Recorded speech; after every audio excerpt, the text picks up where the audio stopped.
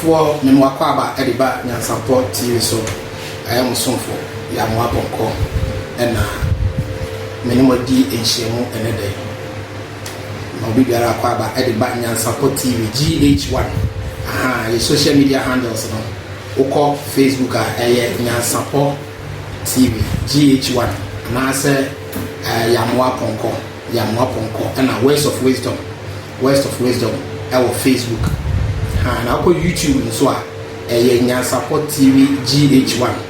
Nyansapo TV GH1. The song for Yamoaponko. Numbers are Edith Juma Ewo. FD issue 0241 783 547. 0241 783 547. And all of fresh numbers here who Benjamin na Yakiki and Kobo. And then another issue, Name Yadum. Ama Isaka Odi focus here a friend prophet all network. Papa we I just say one friend of phone so or him tasem of a country of phone bia number bia of a friend bia of a come him tasem I shall one pa actual. Jodona from prophet all network power labadi. Nidia Kasaka the prophet Manasi. Or the sorry a friend the voice of solution prayer ministry I will abadi the voice of prayer. The voice of solution prayer ministry I will abadi. The telephone numbers are already at Jumame Bobo Minu Diachel 024809 2325 024809 2325 and 0268122 700 0268122 700. Baba, Memoakwaba Edibanya support TV. Yeah. Me did say mo bibiara emoya sapoma eme obibiara emoya. Oh, ogwa dia ntun. Say ogwa dia dia che, osi o maye de dia, o ma dia nchi. Anope ogwa dia no acha masu yeso. Obia huye. Ele sokemo. Me sumechia etiefo nyina, echia hwefo nyina. Aye Nyansapo TV ahwefo omo show TV station. In fact TV station say me show YouTube and many to me say nam so ebie nya me ma adwene mu ama omo se nya me som no say na adwuma wo mu aka ye wuri fie wo sanka ye hu nanka ye te me so me da se e wa konya kese ya na de obi amai Nyansapo TV phone so that was said na dey o ha we church nsem mu kakra ye abro nipa adwen so a nye bi o aye ahintasem amaye no o be che mu kakra so a che ye papa ye atifo na refo se me misa se ye ka sunsunsem enne sunsunsem asofo ka sunsunsem malam fo ka sunsunsem budisi fo ka sunsunsem in fact osuma ho woni nyina ka sunsunsem. Okay. Ye ka sunsunsem wa sunsunsem ne die. Okay, so ye ka se sunsunsem wa sunsunsem ye adie bia eno na e control ewiase no. Ewiase nyina sunsun na e control ewiase no. Nti ewiase nyina de wo ewiase nyina no e yitumi. Okay. Nti se ka se sunsun wa sunsun no eye ewiase foforo bia ehono ye tumi ewura hono na ho so ye obi akeke no tumi ewura ho. Okay. Eje obe hu o sofo beti aka se me wure sunsun no me ko sunsun wiase ese ewiase ni bi wo wa ye wo esun wiase. Okay. Iti eno na ye fe no esun wiase. Iti eye esun. Iti se ye obi anyame afre wa ewurade ama utumi ya na ewurade de ne hai tumi na mawa na utumi wure sun enne ti na obetiri aka se mako sunsun wiase enti no me fa se twi kasa no na ya na bia dane ne kakra but esun wiase esun wiase se sunsun sem no wiase bia esun wiase bia esun nye obi a netimi ko dedi enye obi a won say am de yi pa say ye kan say wama akonya kese ese say yenchire sunsunsem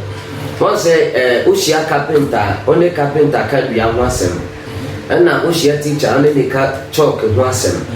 na at the same time so ko hia mason here only le ka blog ho asem ene ti wa be hia sunsunni pei emi de say odi sunsunsem abehia say yentumi nchire na ahwefo entumi nti asie sunsun ya de dia wiase ni nyina sunsun de control wiase no ebi kura mframa ebo tumi mframa tumi ewo mframa mo eti tumi ewo mframa mo no sa tumi no ena e control mframa eti sa tumi ni je adwuma ya mframa so be jaibo eti wiase ni wiase a onyankopo bo ya no ordinary tumi eleti wiase no according to the book of Genesis o se awurade bo ade wie ye no na asase ni so sakasaka na esum kebi akata asase no so na awurade hunhu butu nsuo na ene na wo ka se enye han ene ye han enti awurade dina ni tumi a ebro eda nsuo no so na ebro tumi nyina so no na o de kasa ye se entumi nye han ansa na han tumi ye den ebaaye enti eye tumi so na awurade ye den ekasa ye nti awurade kasa emeti wasi ya na che se awurade kasa o tumi so san e de sesan ne mafiri honhum ana eba honam so ana se ne sen pato chiri mu kakra ho okay se ye kasa esunwa kata bibi so a se de was ade ne function no entumi function sa okay enti odin kai ma statement ni se na asase ne so ay sakasaka ena esun kebi akata asase no so okay enti o ka se nye han ena eye han enti han no ka se nye na eye no eye tumi a opamo ne firi asase so esun tumi okay na enyankopon so ye nyame o ye nyansafo to the extent say on person esun ne ma beden ebetena enti ni pe bi a wote asase so a ne wure fi ni sunsun abra bobia no sa ne pa no o ye ti asiwu because sunsun na control ni pe bia se ni pa pro to me bie wa no sa o kasa e tumi sunsun ne kurem eti Yesu Kristo no you be a oye sunsun nipa ana wa be fa nipa ni pedua eti Yesu Kristo be fa nipa ni pedua no ono so hu se wiase no ba ya no tumi wa wiase we mu na so betumi akonkra sa tumi na agi se ono Yesu Kristo no otumi ebro sa tumi o wiase no so pachosa wati ase eti se Yesu Kristo ono tumi be twen ye 40 days 40 nights no so to me bompire no odin said ye din kan bo ade wie ya ewiase na ye sum kedi na ehia se han beto asase so asa na ni petumi abetena asase we so iti ye we busue bi wo a sunsun we din ni wo na ye se han tumi bi epie wo okay asa na ni petumi edi yie e we busua no ka me ya baby sa say sunsun sa dwuma die be na ko so sunsun bi ase so ko sunsun ni be ni se de bia wo ko ba ya no pre dwuma die be na se dwuma die be pa da ko so awo sunsun bi ase yo ame pa to dwuma die ko so sunsun bi ase no sunsun no ye wo group wo ho ye wo abusua ye wo sunsun okay ye wo ti se de e ka sagu na abusua ani bacho obetumi amobi aguna breakthrough asuna de akeka ho eti sunsun no so no ya wa abusua e wo sunsun na ye wo sunsun panyin so e wo ho okay level bia ye wo demon control sa realms no okay every realms have his demon or his you can say to me ono no was a level na o to me control sa realms no sanity okay and it is sunsun no e sunsun bia ye dia ye wo ekuo e wo sunsun ye wo ekuo papa wo na ye wo ekuo bone nso e wo ho aba meti oba e to ye bosua mo kura na obetumi ka say me dia we dia menene mo we dia menene nka we nya me bosua ni sana sunsum so etie eti sunsum ye biaye bia se de obisa se dwumadi be na ekoso sunsum ye biaye bia se enye ankoye papa na ekoye bone a ebe seo na se ekoye papa dia ebe ye oyie ye hwe bone kwan okay kakra ansa na be papa okay kwan be na sunsum wi ase ho tumidi a woken kwan be no fa so timidi di ni penya okay wasase we so yo me so be da se bedri the idea netiane say who read the Bible now Matthew chapter 7 verse number 7 Jesus said ask and it shall be given unto you seek and you will find hallelujah it is the Jesus Christ o person kire ye ne say ewiase we aye ba ye no ahungum wo ewiase no eti ahungum wo etwa ewiase we nyina hwe no ebi America sa ahungum ewiase obi tie me a obi hwe TV kesi obi tumi ebisa me say na Yesu no bo na de be si den e na ahungum na beji na ya pade bo so Yesu Kristo or the 2 million pa on sign jibium okay but what you say who say dua presi we group bit we twa dua no twa moje gusu so osom dua dua no so ye Yesu abode okay said Yesu Kristo kan according to Romans chapter 8 verse number 19 no or say abode ni nyina no obo ye say endimbu aye ne ntumi nwie ye yie nti abode ni Yesu gbo abode nyina maye edi ni tumi wure eti abode e wa asase so nyina kure tumi abode e wa asase so abode bi e kure tumi sa abode bia e kure tumi eti Yesu Kristo said Yesu Kristo no kura ba ya enye se obetena ase ka de session ne demri fema kono a ono no ye hunhum oba asase so no osan ko ba ya kure ne okwa se osan ba ye hunhum asembia but oba ya no o se hunhum ne hu oden ese hunam hunhum oden ese hunam sunsun ye sunsun bia ya se ankoye ti se bia nyankopon abofo ene bia omo ye minti dia fa ho pe oyie ene koye bronsam abofo a na se ye wo darkness realm ene ye wo light realms ene nyina wo sunsun ye wo darkness realms ene ye wo light realms eti ye wo realms of light ene ye wo realms of darkness it is a case anasa ye de wasem ayati se sunsun no ye di asem se ye di court asem na si akonya judge betna se no it is a wasem ko bie wo light realms a next say so fu pani bi a bia okọ ne koto dwani ma oka wo mpai bo mo de wure sunsun na onyankopon abofo ye den esom okay eti nyame abofo so mo be ye hu minti ansana de omo ye hu minti de sefata sa mo de ma no omo de aye den abrew na o de ke bisa say ye bedi ka hwe ne bad side na ansa before say ye be ko no na me person me ko the street say the be ya hwefo ne be ti ase aha bad realms no ye ka say sunsumbone a anasa kwaya sunsumbone omotumi ye atuma na me chemu mi no light realms and darkness realms and it is a wasam ko di darkness realms a eno no ye efia baifo efia bronsanfo mame wata any occultic any buddhist nisa you can say all kind of evil practice adi bi enhye nyame ase bia no se saade no eka se sori etia wa na kire se enye se pese wugina na so ana se pese eye wiye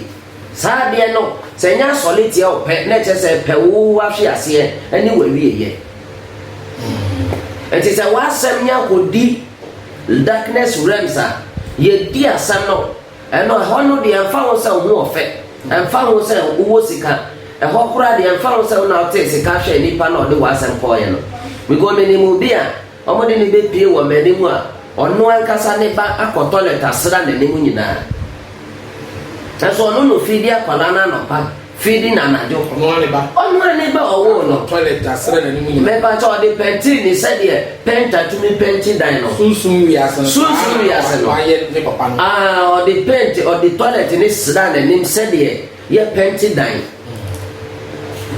eti be bia nipa ne be gina wo honam bia no na ne ho bo nipa enye se wo be bon se nipa be si ne hure but nipa empe wedi ma hwe Okay. Enipa mpesa obeka ben no obetwia ben no. It is a case sunsunsam a sunsunsam baby a ye di bone pa e darkness realm. Darkness realm. E ho na honhomone nyina omo di bone. Ntawarija ye abawu niema kese niema ekoso aye nyina e wo the darkness realm. Ni nyina wo the darkness realm. And ye wo the realms of evil. Okay. It will free darkness realm and now we call the realms of evil. Okay. It will call the realms of evil now. The realms of evil no I want to final judgment. Okay. It want to make my date say asimesi be wo. It will free darkness realms are darkness realms in the ayesa honhomone kuro. En kura demons sanity demons oteso. Ena the realms of evil no aye omo court kese omo ahemfie kese. Okay. Eti ahemfie kese no say ufri darkness realms na I to say uko kumase wako du kumase but who come mention ahemfie. Once I mention ahemfie different e wo kumase ho but no so ne kure kumase o mention ahemfie na eden e kure kumase but obi betu ya kasa me ko kumase ba na nye mention ahemfie no eden oko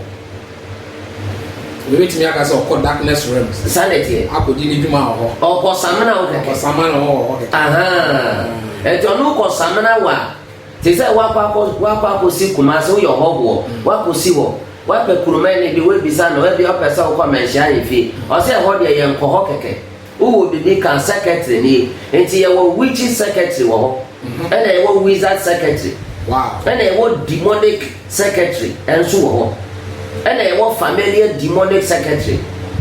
enti ye wo monitoring spirit no nipa ne be hwa wa brabo na wa transfer dia ko sunsun. Okay. Onam wi ase no monitoring spirit no aha be hwe wana montuo no wa brabo me ba to monitoring spirit ne de ye sunsun djuma te say me odi for network say no monitoring spirit no ye djuma 24/7 e wo ni nyamema e kutia nyamema. Okay. Monitoring spirit ne kutia nyamema ye 24/7. Okay.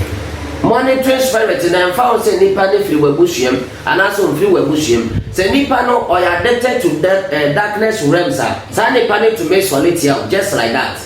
without any permission from your family. So free darkness realms on kwa dia onya free darkness realms no say me find say e ho yekuro it is say ye wa igbefo kuro ye wo krobofo kuro ye wo mfantifo kuro it is say dia fantini free fantimemu no be shia ne yonko fantinia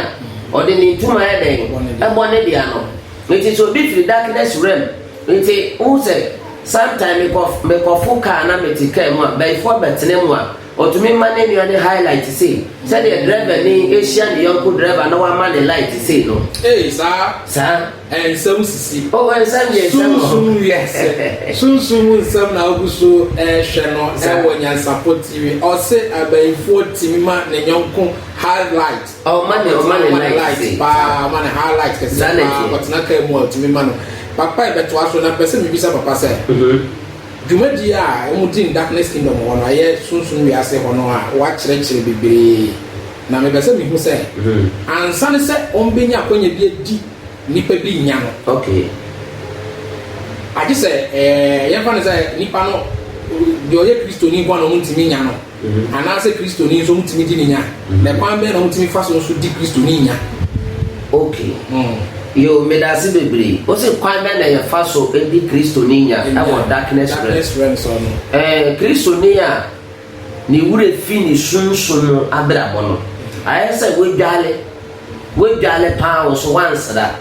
won twitwi o no so once that nko at the same time so one shot at the papa as atade aye fi na we dwale o wo dwale wie ye no wasa ko fa atade na aye fi na eden ahye eti we dwale kura nka eden eye eti o bisa se kwan be na ye fa so a ye di Kristo ni nya e wo darkness realm anasi ye se no Kristo ni a wa beji Kristo edi na Yesu Kristo kan say ye mompa ye na yankon sohwem according to Luke chapter 9 o reading Mark chapter 9 o reading Bible na Mark chapter 9 already Mark chapter 9 honoma Bible ne ka se bi wo amen papa also share Mark chapter 9 no na pese me kan kakra na etiefo ne ehun se bibia wo Bible no papa guso a o share Bible no e de sisujina asem na o kan o de Bible no sisujina ama wo a wo hwe nso wate ase sunsun sem wo sunsun niema wo sunsun wiase niema wo wa chechire mu bebre se papa e kire yen kwan ya won fa so di Kristofo nya eye demonic kingdom ono kwan ya won fa so di Kristofo nya na o kire yen wo wie o so o hwe e wo Mark se o hwe ewie a ye beto aso na yakoye nim sa papa bajo wa me set quotations bi aka say the be me dey bin so be come okay na ye dey back no okay for say o ka say me just trala keke na bia wa my evidence bia obi be fi say bia no so sua Bible no o say Bible no ye fa ho na mo sua Bible obu o we didi amen na o be fa Bible no wa ye lecturer ne we enti wa ho say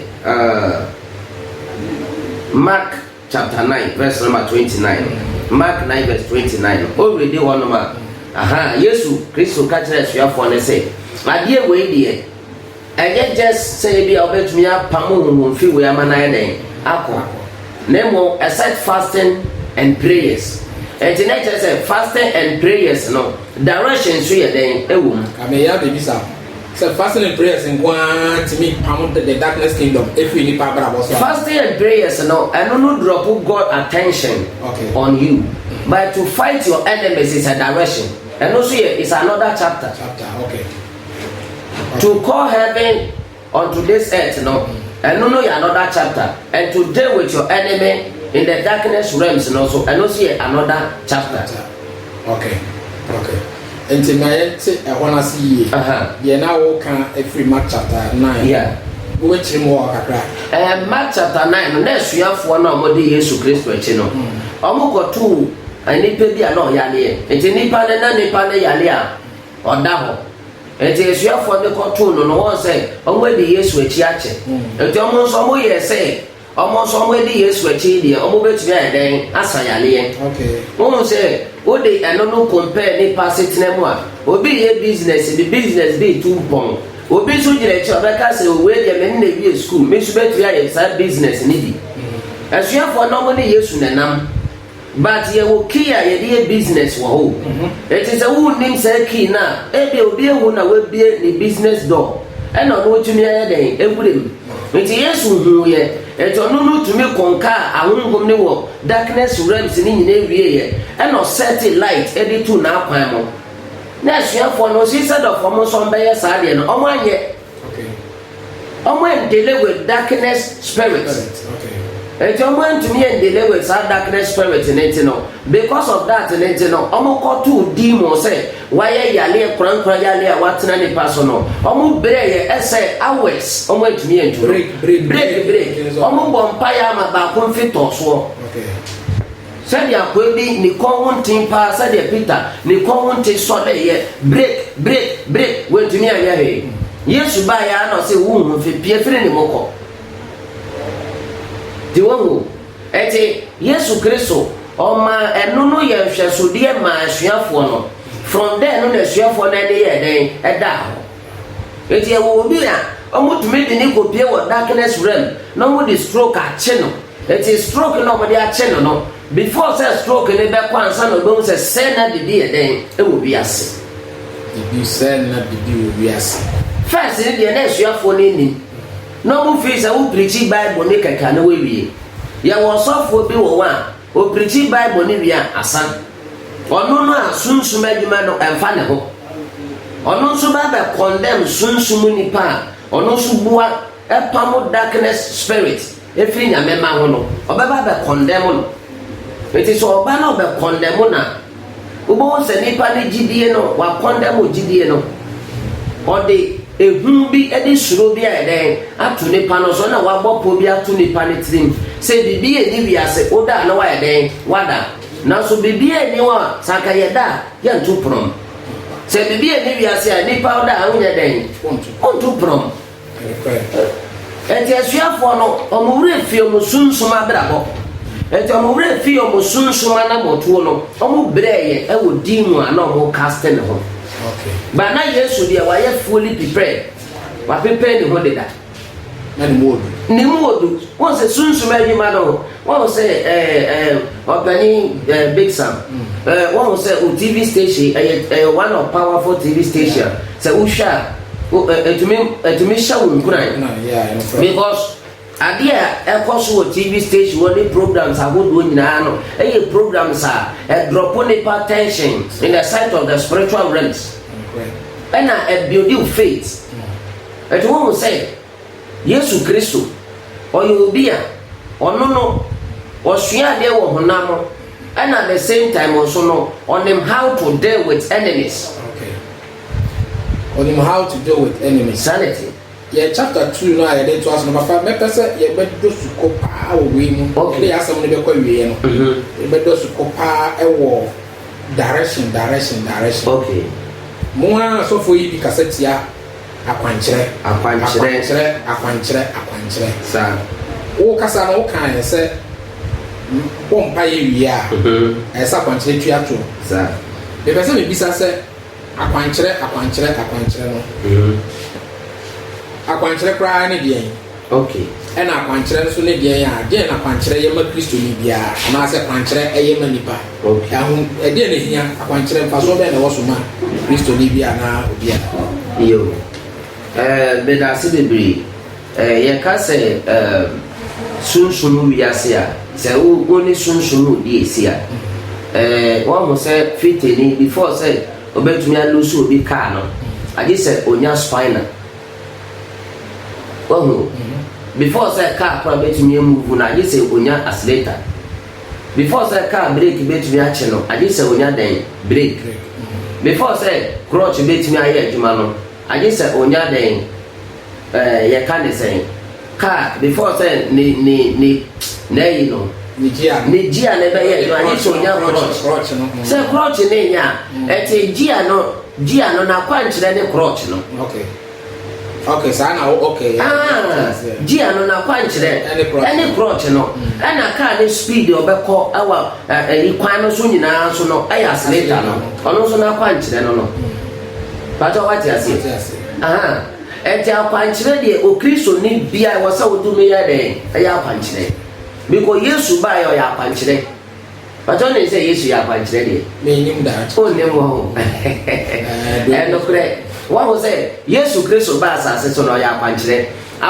Yesu Kristo ye ne say okotu ni fire ni dia na ni ayi de different na Bible ne ma statement bi say o to ntasugu fom ana different anwia o de kan ni fire ni den na ni wa odi kan na ni wa no na ni na ehun ade osa ye den ehun ade okay so for bi begina ba kan kire me odi for network say Yesu to ntasugu for the friend ya de kan ni fire ni den e ma na ni tie but nyankopon osa ya le wo babuom odi akwankyere na ye na adwuma ti say who need spiritual wisdom won ti ase Ejana eya me show programs me hu say what was words of wisdom eya me ne ji pa because we have spiritual wisdom spiritual knowledge to operate in the realms of the spirit. It is a who need sunsun ayi entiase ni hunumu a enya ade a obetumi agi akwankyere den atun enti Yesu Kristo nteso no tugu fom anwia no de fra ye no me asodifo no said the Uradi be a man, a who was asked spiritual when he said, not ni friend no, none attention to the Ninkosia, and the Ura form. Oh, dear, the Ninkosia said the Ibia Banchi. And the name was a yes to Casa Uras as an asset. No year, anyone here, they appear not the shower. Okay, it's a walk on try ye the Ura form, and a walk on try a wood ye the Cosro, and a walk on try a the cost side. And a walk on try ye the Tuni Pibiaso. Etina Yesu Kristo ojina ho no yesunsun nipa oyodifo eti owonsa akoye ojina ho yi nani we aha na hye ti say me odifo network omotumi tu obi eduro na nipa na yale me kon na me kodu abusuam a me gina obi na urade ebie be no se eduro ni hye ha kotuo pato wati ase Ready to be when you who said, Yet you are to the sanity. I had an idea. Who quite some Michael Celia. As someone make a take says, I might as viewers maybe almost shut TV station. As I guess if for more motion, sanity, TVGH1, also for penny network, sanity, one, sanity, prophet on network, as a man walking, money one answer. Sir, one who, Papa be ya lay, no, or ya solid penny or summers of God. Now, Papa ya lay, make a basic issue the other. Papa ya lay no omo de nechi ya sofo fi Kumasi bae omo nyina omo se yale ya no de age so omo de ne ko hospital enti mi wo fie na omo ba frɛ ne sɛ me odi for yesra ye di hia ne ye den yale ye na me bo anan bi omo chi ko ye me gura me nya tu mi na si asase no so ada urade si gina ho na me gina na bi sɛ urade sɛ na urade adan eni pa ne yale o se gina ho yale ne ye sunsun yale age se bibi firi ho ansana bibi etumi ye den ayi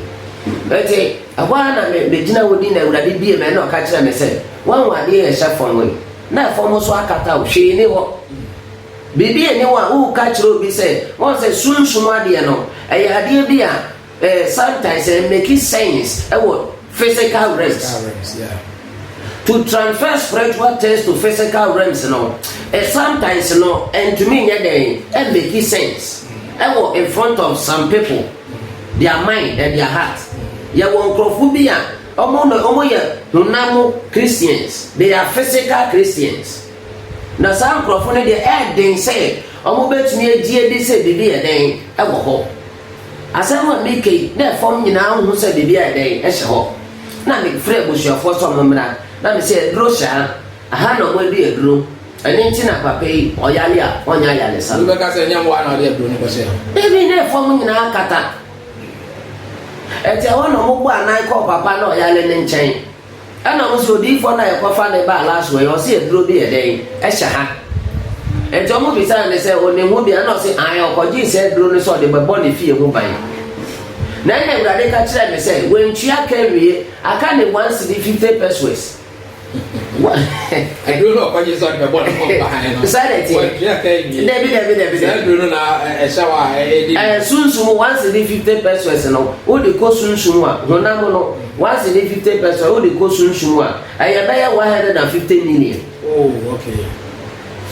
It's a carcass,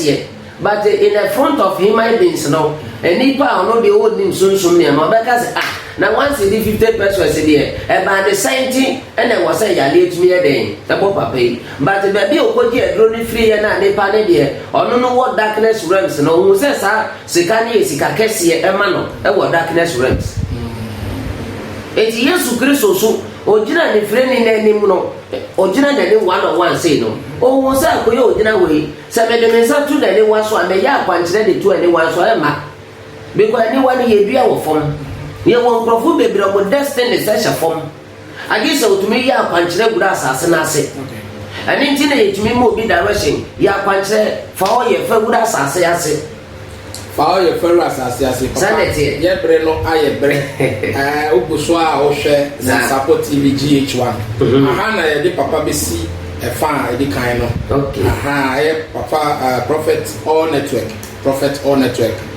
O hwe papa ye cha kwan ya o labadi me de numbers no na ade ba ko de se me pese me ka asem ba ko kira me fo wo se asem no ase ye ka ne se eni ba wo sra so asra me pe bia fa unwie ye wo se sunsuma de wo ka se utu ase nyina na nipa ne de papa be tu ase ete de ade ne tie de se sunsuma asem na ye ka no aye asem a se uhu na utumi di tu anamo a de bia da no abua wo ebe kure nipa unkwa kura no sunsun ya wo sunsun o hwe nipa nkwa so okay ene wo sunsun a o hwe nipa setna so okay enti we read Job chapter 16 verse number 12 Job say anka me di yi na so wo bubu mi wo so me kon was owie ye wo san de me ye wo no botaye okay na say Job ye target e wo darkness realms enti ye wo bi wo ebusua no dem no o ye target our money and what was because of the destiny in over targeting. Okay. It was so big tears here. Oh, yeah, a tear for now. Oh, dear me. I was out here saying I was a baby a day. Bibi ɛwɔ hɔ papa nsɛm a atwa to de man I was bibi I was say wo say bibi ɛwɔ wiase sɛ bibi na ɛwɔ hɔ na ɛwɔ wiase sɛ bibi na ɛwɔ hɔ na no le kuti ajo eti before say na ne ba na wo so hu say bibi wo sunsun no na ne nneɛma nyinaa yɛ dɛn asɛ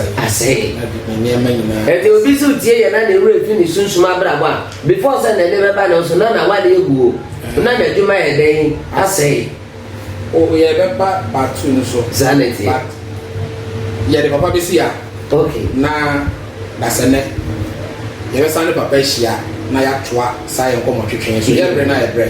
papa numbers no wo hwehwɛ papa a obetumi afrɛ papa ɛwɔ 0248 092 325 0248 092 325 ɛna 0268 122 700 men fa papa nsɛm na ɔka no D4 Prophet All Network nsɛm na ɔka no ɛni agorɔ men hu no sɛ ɔyɛ sɛbi small boy bi ɛna osi hɔ a ɔkasa kyerɛ na ɔyɛ sɔfo panin a bi sɛ na bi kan kan yɛ no ɔfrɛ no phone so koraa na phone so na ɔbɛfrɛ no ɔbɛka wɔn yi ntasɛm akyerɛ wo ɔbɛmo wɔn sɛ sunsun mu no ɔnya akora ɔnam so nso ɔnya akora meda obi biara se